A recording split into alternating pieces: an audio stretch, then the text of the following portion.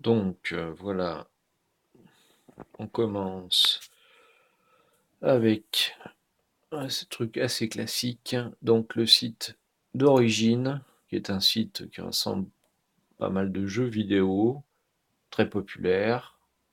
Donc sur les côtés ici, là, on note qu'il y a un background qui est en fin de compte composé de petits points blancs et gris. Et dans ce genre de cas, voilà ce que ça donne sur cet écran BenQ.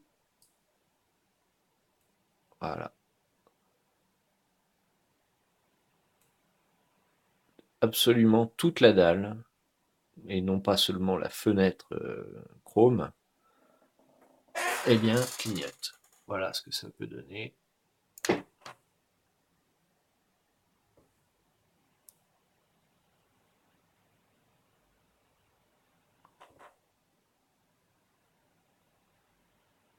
C'est absolument ingérable, horrible, et on peut avoir des résultats encore pires en allant sur un site qui teste les écrans avec différents moirés, différents. Voilà, donc voici l'URL du site en question. Et alors là, c'est carrément pire puisque voilà ce qui se passe. La fenêtre de test, en fin de compte, on voit qu'il y a une corruption sur l'ensemble de l'écran. J'ai jamais, en 25 ans d'informatique, je n'ai jamais vu ça. Voilà, c'est absolument horrible. En plein écran, évidemment,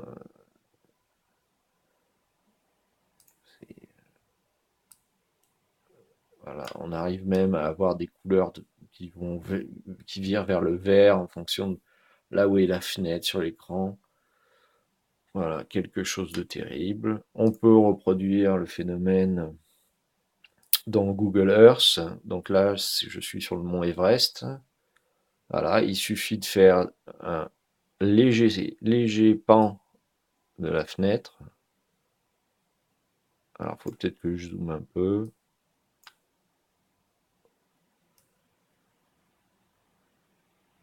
Ah, ça ne peut pas le faire. Voilà. Et c'est parti.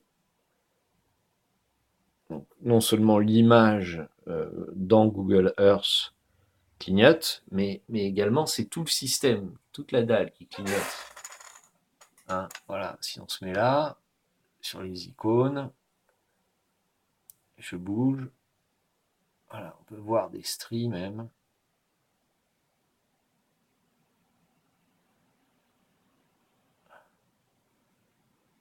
Voilà, enfin bref. En gros, c'est quand il y a un contraste très élevé entre deux couleurs à l'écran, qu'il y a plusieurs endroits, des petits points, qu'on obtient ce résultat catastrophique, hein, c'est, voilà. Donc ça, c'était sans compter sur l'ensemble des rayures bon, qui se verront pas en vidéo, que je vais joindre en pièce jointe en photo. Euh, des rayures qui montrent clairement que cet écran n'est pas neuf, hein. Il a été déjà donné à un client et réemballé. C'est absolument inacceptable. Je répète, en 25 ans d'informatique, j'ai jamais eu affaire à un cas comme ça. C'est scandaleux, simplement scandaleux. Surtout pour un écran à 600 €. Voilà, j'ai plus qu'à attendre maintenant le retour d'un autre modèle, hein.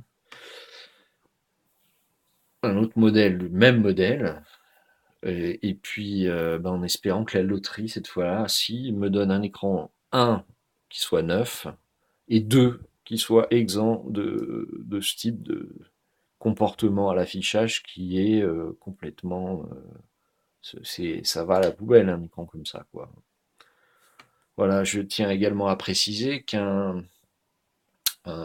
autre client de ce moniteur BenQ un Belge, a acheté cet écran chez Amazon.fr,